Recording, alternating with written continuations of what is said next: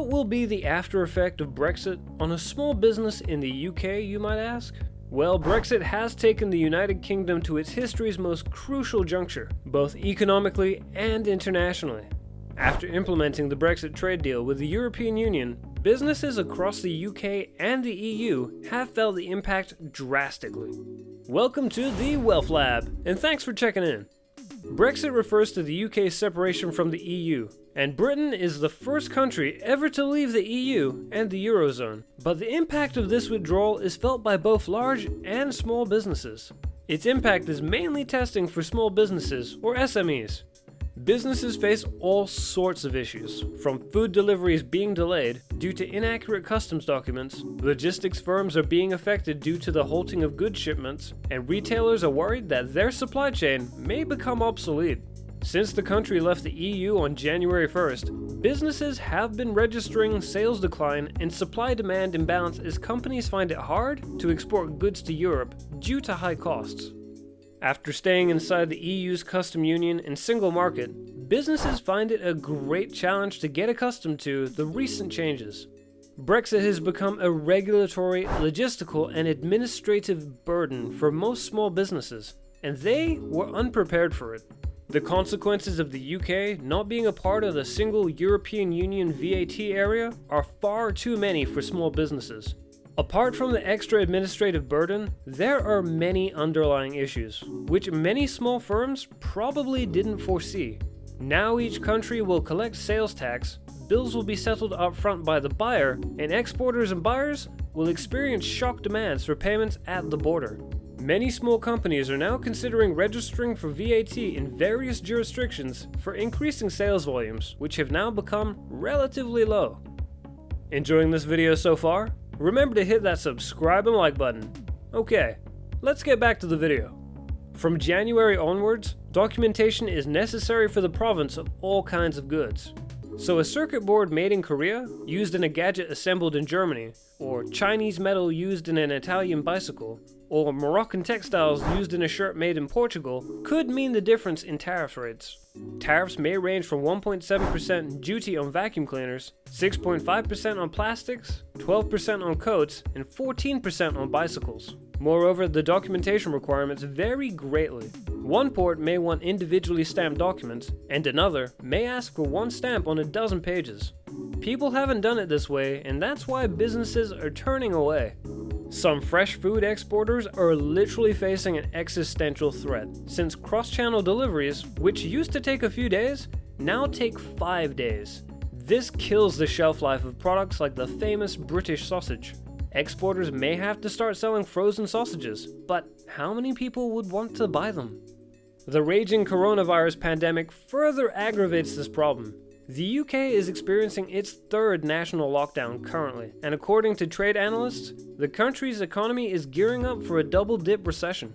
We cannot overlook the fact that small and medium-sized businesses are the lifeblood of local communities. While having an under-established or evolving business, they had to decide between quitting Britain or cancel investment plans, thanks to Brexit woes. Many are now regarding Brexit as a business bankrupter. That's because thousands of businesses are in a similar position. The Institute of Directors said that businesses are the most affected third parties after Brexit. Most entrepreneurs are tearing their hair out because of the lack of clarity on Brexit. On the other hand, the Confederation of British Industry claims that hundreds of millions of pounds are being diverted from the UK because of business disrepair and financial distress. According to a survey conducted by Make UK, around 60% of SMEs that were ready for Brexit are experiencing disruption and finding that their supply chains are significantly affected. That's an unexpected turn of events. The frustration among small business owners is mounting, and we don't blame them at all. Their business is not as large scale, and hence incapable of dealing with two significant challenges simultaneously. We're talking about Brexit and coronavirus. The main issue most import-export related businesses are facing is regarding the paperwork. They still cannot get the documents right because there's no clarity, and the government support has been relatively lackluster in this regard. Enjoying this video so far? Remember to hit that subscribe and like button.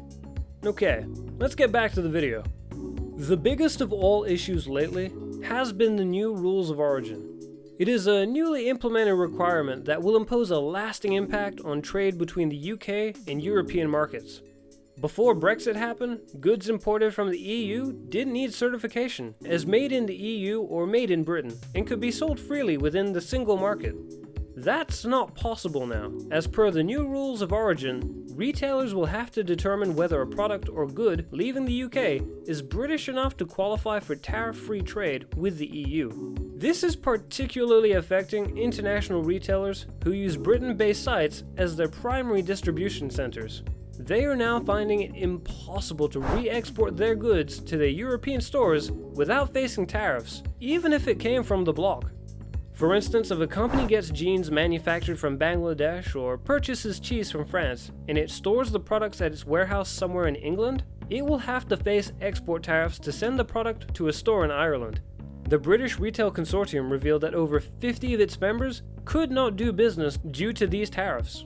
Debenhams' example is most distressing. It was a massive chain of department stores, but it is now bankrupt and had to shut down its Irish website due to a lack of clarity on post-Brexit trade rules.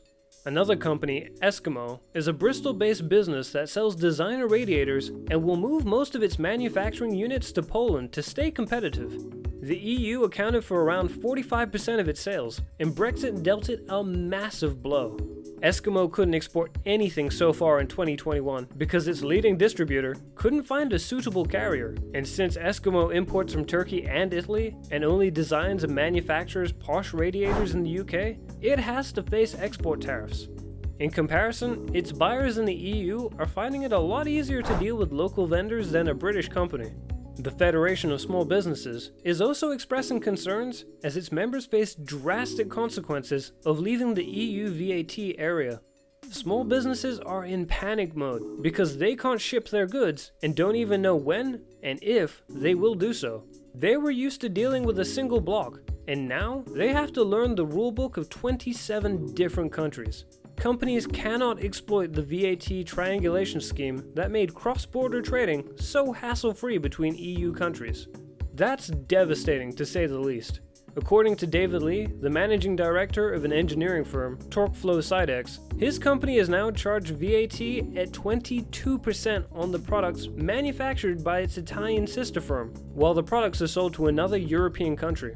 All of this because his firm is a UK-based entity. This additional VAT adds 22% more to its costs, which is an absolute killer in a highly competitive market.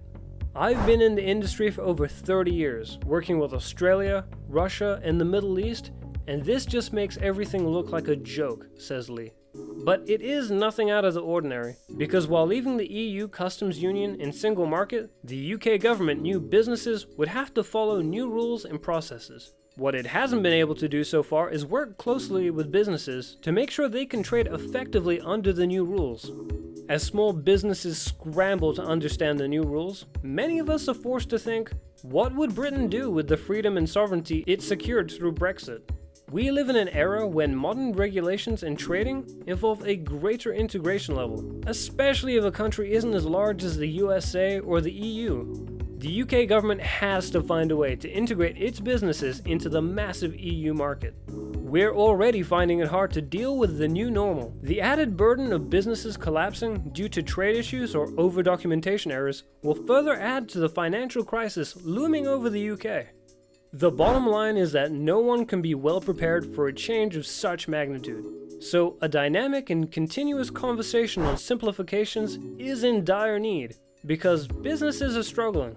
For the first time since the early 1990s, British businesses have to deal with custom checks, paperwork, and additional food safety forms to keep tracking to and from the EU.